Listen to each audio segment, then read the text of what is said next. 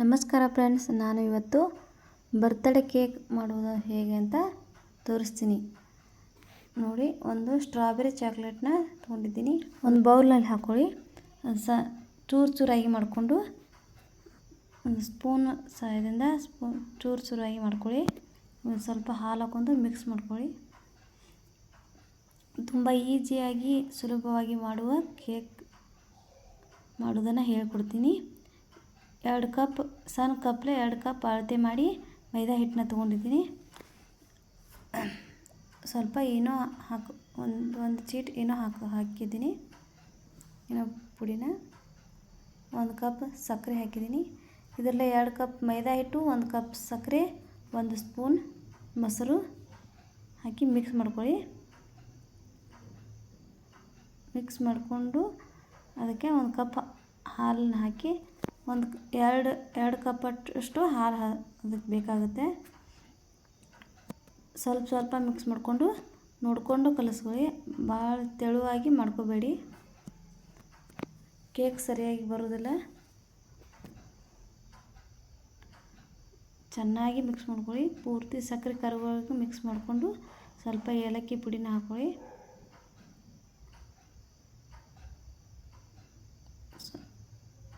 ಸಕ್ಕರೆ ಎಲ್ಲ ಕರಗಬೇಕು. ಸ್ಮೂತಾಗಿ ಹಿಟ್ಟು ಸ್ಮೂತಾಗಿ ಬರಬೇಕು ಕೇಕಿನ. ಅದಕ್ಕೆ ಒಂದು ಪಾತ್ರೆಯಲ್ಲಿ ಒಂದು ಪೇಪರ್ನ ಹಾಕ್ಕೊಳ್ತಾ ಇದ್ದೀನಿ. ಮನೆಯಲ್ಲಿ ಯಾವುದಾದ್ರೂ ಪೇಪರ್ ನಡೆಯುತ್ತೆ. ಸ್ವಲ್ಪ ತಳಕ್ಕೆ ಎಣ್ಣೆ ಹಚ್ಕೊಂಡು ಹಾಕ್ಕೊಂಡಿದ್ದೀನಿ. ಕಲಸಿರೋ ಹಿಟ್ಟನ್ನು ಹಾಕಿದ್ದೀನಿ. ನೋಡಿರಿ, ಅದಕ್ಕೆ ಹಾಕ್ಕೊಂಡು ಒಂದು ತೆವೆ ಕಾಯಿಸಿ ಆ ತೆವೆ ಮೇಗೆ ಇಟ್ಕೊಳ್ಳಿ. ಒಂದು ಪ್ಲೇಟ್ನ ಮುಚ್ಚಿ ಅದ್ರ ಮ್ಯಾಗ ಒಂದು ಬಟ್ಟೆನ ಹಾಕೊಂಬಿಡಿ. ಅದನ್ನು ಸಣ್ಣ ಉರಿಯಲ್ಲಿ ಬಿಟ್ಟು ಒಂದು ಓರಿಯೋ ಬಿಸ್ಕಿಟ್ನ ತೊಗೊಂಡಿದ್ದೀನಿ.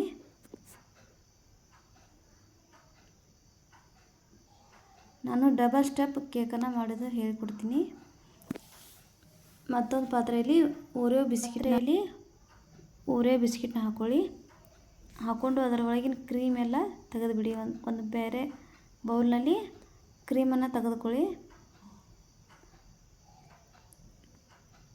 ನೋಡಿರಿ, ಅಷ್ಟು ಬಿಸ್ಕಿಟ್ ಒಳಗಿನ ಕ್ರೀಮ್ ಎಲ್ಲ ತೆಗೆದುಕೊಂಡು ಅದನ್ನು ಒಂದು ಪ್ಲಾಸ್ಟಿಕ್ ಕವರ್ನಲ್ಲಿ ಹಾಕಿ, ಮಿಕ್ಸಿ ಬೇಕಂತೇನಿಲ್ಲ, ಒಂದು ಪ್ಲಾಸ್ಟಿಕ್ನಲ್ಲಿ ಹಾಕಿ ನಾನು ಹೀಗೆ ಪುಡಿಯಾಗಿ ಮಾಡ್ಕೊತಾ ಇದ್ದೀನಿ.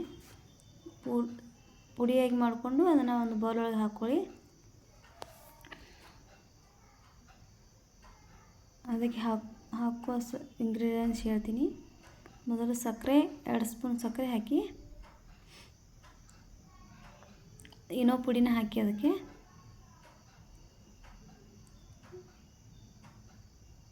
ನಾನು ಬೇಕಿಂಗ್ ಸೋಡಾನ ಬಳಸ್ತಾ ಇಲ್ಲ, ಏನೋ ಪುಡಿನ ಬಳಸ್ತಾ ಇದ್ದೀನಿ. ಯಾವುದಾದ್ರೂ ನಡೆಯುತ್ತೆ. ಅದರ ಮೇಲೆ ಹಾಲನ್ನು ಹಾಕ್ಕೊಳ್ಳಿ. ಅದನ್ನು ಮಿಕ್ಸ್ ಮಾಡಿಕೊಡ್ರಿ. ನೋಡಿಕೊಂಡು, ನಿಮಗೆ ಭಾಳ ತೆಳುವಾಗಿ ಮಾಡ್ಕೋಬೇಡಿ, ಭಾಳ ಗಟ್ಟಿಯಾಗಿ ಮಾಡ್ಕೊಳ್ಬೇಡಿ. ಇದಕ್ಕೆ ಒಂದು 2.5 ಕಪ್ನಷ್ಟು ಹಾಲು ಬೇಕಾಗುತ್ತೆ. ಸಣ್ಣ ಟೀ ಕಪ್ನಷ್ಟು ಹಾಲು ಬೇಕಾಗುತ್ತೆ. ಅದು ಗಂಟು ಆಗಿರಬಾರ್ದು. ಚೆನ್ನಾಗಿ ಮಿಕ್ಸ್ ಮಾಡಿಕೊಡ್ರಿ.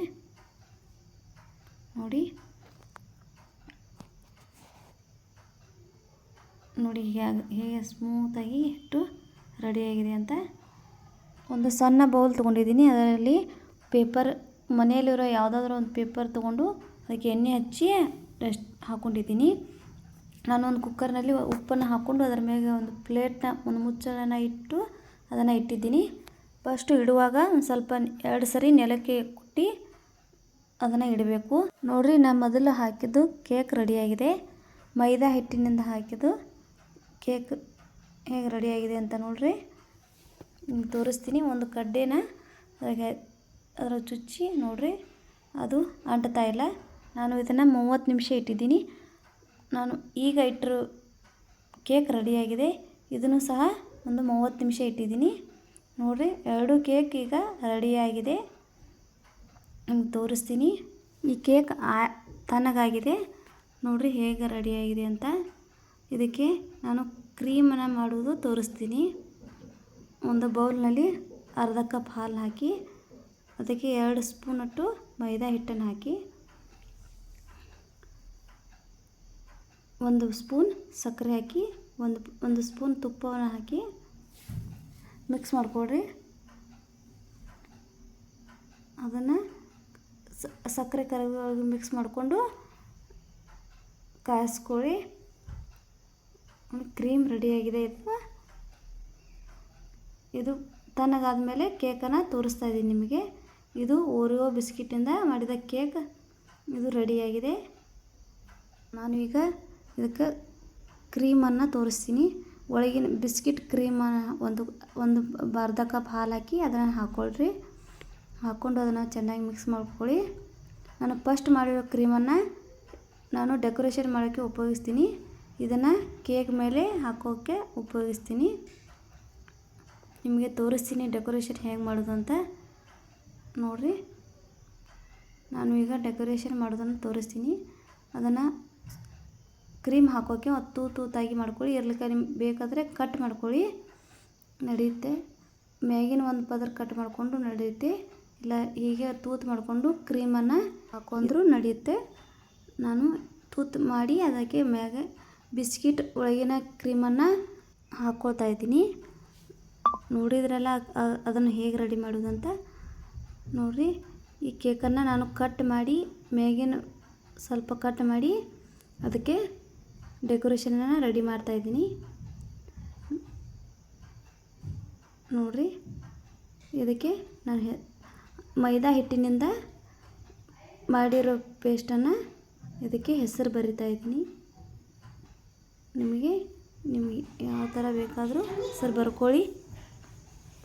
ನಾನು ನಮ್ಮ ಮನೆಯವ್ರ ಬರ್ತಡೇ ಇದೆ ಅಂತ ನಾನು ಕೇಕ್ ಮಾಡಿದ್ದೀನಿ. ನಿಮಗೆ ಹೇಗೆ ಇಷ್ಟ ಆಗುತ್ತೆ ಹಾಗೆ ಬರ್ಕೊಳ್ಳಿ. ನೋಡಿ, ನಾನು ಈ ಥರ ರೆಡಿ ಮಾಡಿದ್ದೀನಿ. ನಿಮಗೆ ಯಾವ ಥರ ಬೇಕೋ ಆ ಥರ ಡೆಕೋರೇಷನ್ ಮಾಡ್ಕೊಳ್ಳಿ. ನಾನು ಈ ಥರ ಕ್ರೀಮ್ನಿಂದ ಡೆಕೋರೇಷನ್ ಮಾಡ್ತಾಯಿದ್ದೀನಿ.